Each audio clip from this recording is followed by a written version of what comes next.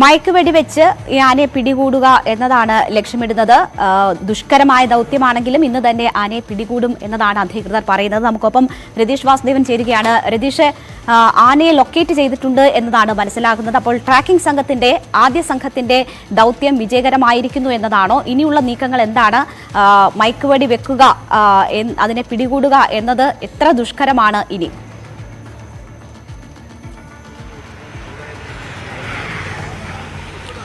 രേണുക, എന്തായാലും വലിയ ആത്മവിശ്വാസത്തിൽ തന്നെയാണ് വനംവകുപ്പിന്റെ ദൗത്യസംഘം. 150ഓളം പേരടങ്ങുന്ന വ്യത്യസ്തമായിട്ടുള്ള വിഭാഗത്തിലെ ആളുകളാണ്. RRT സംഘമുണ്ട്, കുങ്കിയാനകളുടെ സംഘമുണ്ട്, വ്യത്യസ്തമായ വനപാലകരുണ്ട്. ഇവരൊക്കെ ചേർന്നാണ് ഈ ദൗത്യത്തിന് മുന്നിട്ടിറങ്ങിയിരിക്കുന്നത്. ഇപ്പോൾ ആദ്യം ട്രാക്കിംഗ് ടീം ഈ ആട്ടാനയുടെ സാന്നിധ്യം വളരെ നേരത്തെ തന്നെ കണ്ടെത്തിയിരുന്നു.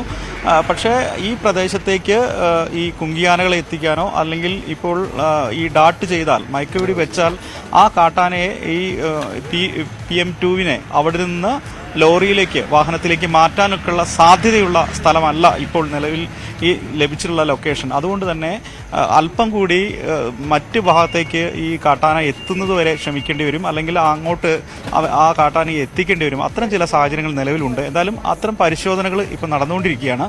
എന്തായാലും ഈ ഇപ്പോൾ നമ്മൾ നിൽക്കുന്ന ഭാഗത്തു നിന്ന് ഏകദേശം 1.5 കിലോമീറ്റർ ഉള്ളിൽ വനഭാഗത്ത് കാട്ടാനയുണ്ട് എന്ന് ബോധ്യപ്പെട്ടു കഴിഞ്ഞു.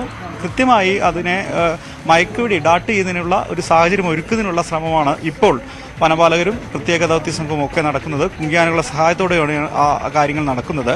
എന്തായാലും PM2വിൻ്റെ വലിയ അക്രമകാരിയായ ഈ PM2വിൻ്റെ കഴിഞ്ഞ ദിവസം വെള്ളിയാഴ്ച പുലർച്ചെയാണ് ബത്തേരി നഗരത്തിലിറങ്ങിയത്.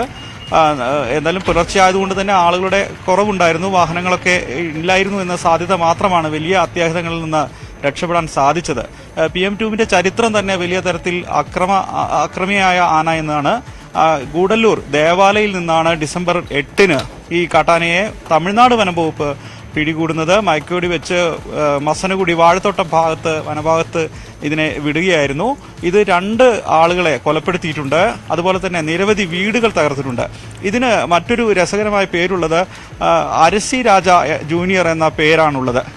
ഈ വീടുകൾ പൊളിച്ച് അരി തിന്നുക എന്നതാണ് ഈ കാട്ടാനയുടെ ഒരു ഹോബി.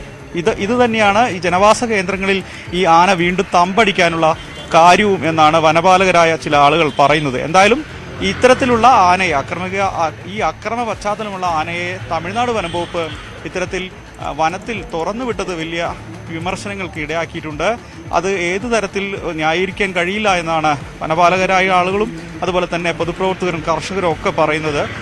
ഇത്തരം ആക്രമികളായ ആനകളെ പിടികൂടി മെരുക്കി കുങ്കിയാനകളായി ജനോപകാരപ്രദമായ കാര്യങ്ങൾക്ക് ഉപയോഗിക്കുക എന്ന രീതിയാണ് പിന്തുടരേണ്ടത്. കേരളം അങ്ങനെ പിന്തുടരുന്നുണ്ട് എന്ന ചർച്ചയും ഉയരുന്നുണ്ട്. എന്തായാലും ഇത്തരം പശ്ചാത്തലമുള്ള ഈ കുങ്കിയാന, ഈ PM2 പന്തലൂർ മഗ്ലു എന്നാണ് ഈ മൊഴയാന വിളിക്കപ്പെടുന്നത്. PM2വിനെ പിടികൂടാനുള്ള ദൗത്യമാണ് ഇപ്പോൾ നടന്നുകൊണ്ടിരിക്കുന്നത്. എന്തായാലും അത് വിജയിക്കുമെന്ന പ്രതീക്ഷയിലാണ് വനംവകുപ്പ്. കാരണം അത്രത്തോളം ഒരുക്കങ്ങൾ അവർ നടത്തിയിട്ടുണ്ട്.